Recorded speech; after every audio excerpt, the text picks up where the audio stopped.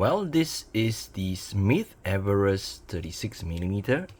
It's kind of a older brand. Smith is supposed to be a very old brand, but unfortunately, could be due to the quartz crisis, it went out of business, and now the name is revived by a company called Time Factors. So I bought this watch online from timefactors.com, and yeah, I was told that this watch is not easily available because you will have to wait for them to open up a so-called window where you can buy. And usually when the window opens up, the watch will get snagged up in like less than 1 to 2 minutes. Yes, because every time they open a window, I think they only have 200 pieces up for sale. And if you miss that, then you will have to wait for the next window. And this version that I got here, I mean, they have several different versions.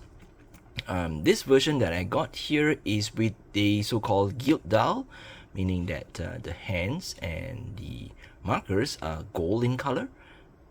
And they have other versions, the non-gilt version with silver hands, and they also have another very interesting version with the honeycomb dial, which unfortunately was not available when the window was open when I wanted to purchase this. And also this comes with a Jubilee style bracelet.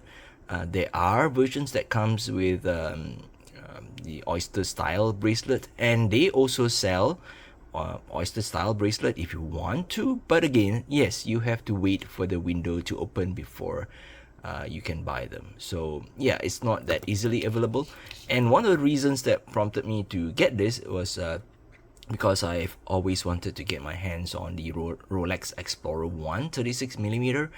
I believe I put my name on several Rolex 80s in Penang, Malaysia, when it was first announced, I think 2 to 3 years back, and yeah, nobody seemed to call me. So I don't know, I think I may have just give up.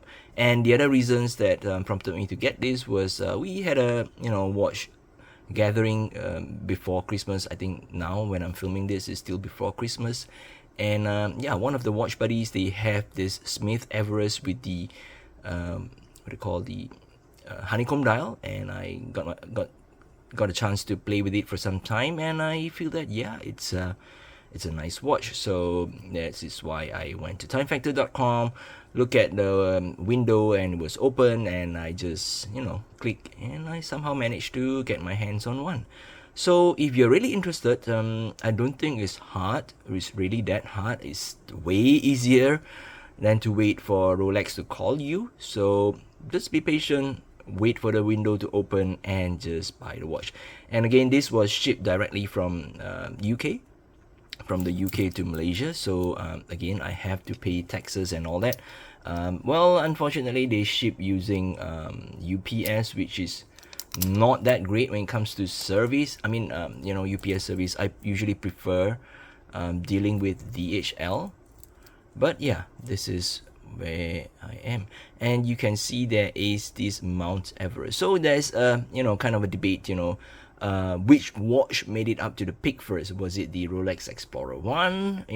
At that time it wasn't still, it wasn't called even the Rolex Explorer. It's kind of more like a Datejust, or maybe an Oyster Perpetual or something, or this Smith brand. So I'm gonna leave that up for you guys to decide, but yeah, this is a very nice watch. So what I will do is that I will size up the bracelet. They are held using screws. So I will size up the bracelet, and I will put it on my wrist and show you guys how it looks like. Alright, Christmas really did came early for me this year. So yeah, I think this is a very nice watch. It has a very nice size, especially for my 6-inch or 15.2 centimeter wrist. I really like how the watch sits on the wrist. Yeah, I will be doing a full review of this watch, again after wearing it for a month or two, and I will come back with my thoughts and with the full specs and all that. But for now, I think I really like the watch, and I'm gonna enjoy it. Yeah, for the Christmas. Really nice. There's no lug overhang, obviously. I do not remember the lug to lug distance at the top of my head, but I think it's around 44, 45. Definitely less than 46. Yeah, really nice, and I like how the crystal is standing out from the watch case, and this is how the clasp looks like. Not too simple, but yeah, slightly flashy with the high polish sides, but still okay. And one last thing before I go is that it comes with a signed crown. Yeah, it's kind of a, I don't know, it looks like kind of a coronet, but it's not like a Rolex style coronet, so it's still okay, not too bad. And it's actually the logo. And the other thing that I noticed about the logo is that it plays with the light. You know, it gets darker and brighter. Yeah, it's a really nice touch.